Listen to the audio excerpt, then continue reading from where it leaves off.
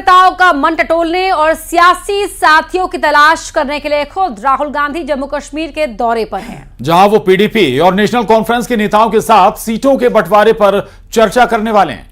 लेकिन लगता नहीं कि इस बार जम्मू कश्मीर में कांग्रेस के लिए रहा आसान रहने वाली है, क्योंकि इस बार हालात पहले से बेहद अलग हैं और जम्मू कश्मीर में कांग्रेस की सहयोगी पार्टियां उसे ज्यादा तवज्जो देने के मूड में नहीं है।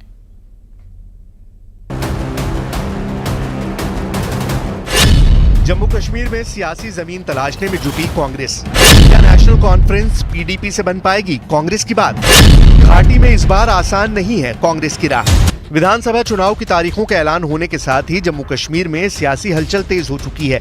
घाटी में सियासी समीकरण बनाने की कवायद जारी है और कांग्रेस की ओर से खुद राहुल गांधी ने सियासी दोस्तों के साथ तालमेल बैठाने की कमान संभाली है और वो खुद श्रीनगर में कांग्रेस नेताओं के साथ साथ पीडीपी और नेशनल कॉन्फ्रेंस के नेताओं से भी मुलाकात करेंगे।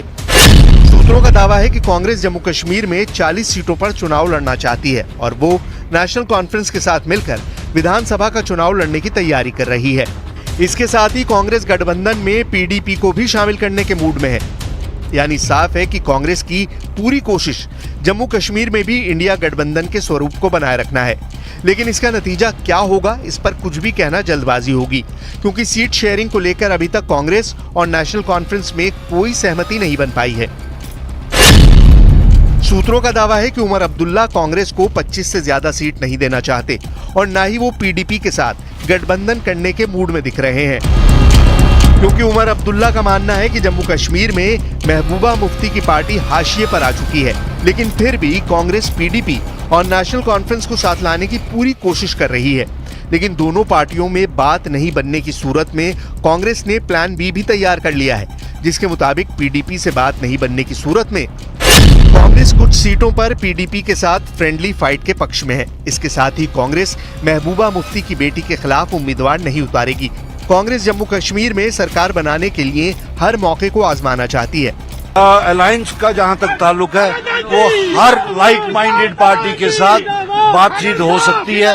उनका क्राइटेरिया एक ही है कि वो बीजेपी और उनके एजेंडा के खिलाफ होने चाहिए। ये जो जहां तक स्टेटहुड का ताल्लुक है, वो तो एक यूनिवर्सल डिमांड है। यूनिवर्सल डिमांड कहने का मतलब है कि रियासत जम्मू कश्मीर का हर बाशिंदा, ये उसकी डिमांड है। तो हर पॉलिटिकल पार्टी उस चीज को आगे चला सकती है, ये कोई बड़ी बात नहीं। कांग्रेस की पूरी कोशिश नेशनल कॉन्फ्रेंस और पीडीपी को साथ लाने की है और राहुल गांधी भी इसी प्लान के ब्लूप्रिंट के साथ आगे बढ़ रहे हैं। वहीं दूसरी तरफ उमर अब्दुल्ला राहुल के इस प्लान से कोई इत्तेफाक रखते नजर नहीं आ रहे हैं। तो महबूबा मुफ्ती ने भी नेशनल कॉन्फ्रेंस और कांग्रेस के साथ जाने को लेकर अपने पत्ते नहीं खोले। पिछले 5 साल से बहुत मुश्किल दौर से गुजर रहा है। हालात ऐसे हैं कि बात करके भी बात नहीं की जाती है। डर है, खौफ है, कोई दिखाता नहीं पर अंदर से सबको डर है, मुश्किलात हैं। तो ऐसे में जितने लोग हमारे साथ जुड़ते हैं, हमारी पार्टी को मजबूत बनाते हैं, तो उससे जम्मू कश्मीर के लोगों की आवाज़ मजबूत बन जाती है कि यहाँ बात करने की जरूरत है।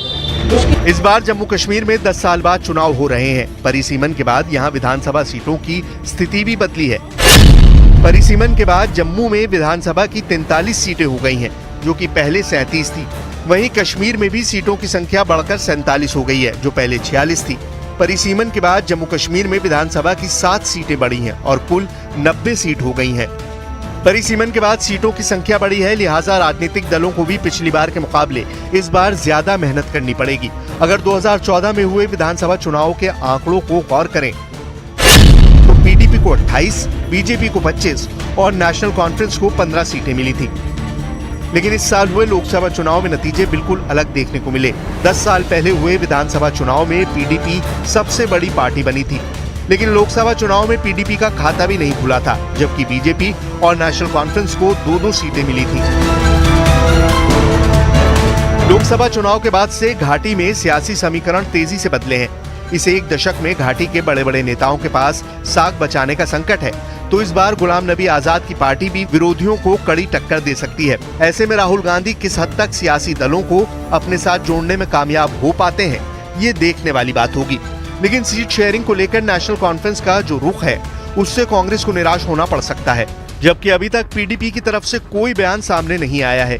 वहीं गुलाम नबी आजाद भी कह चुके हैं कि सेक्युलर पार्टियों के साथ उनकी बातचीत जारी है, लेकिन 90 सीटों पर होने वाली इस चुनावी जंग में किसका पलड़ा भारी रहेगा, फिलहाल ये कह पाना मुश्किल है।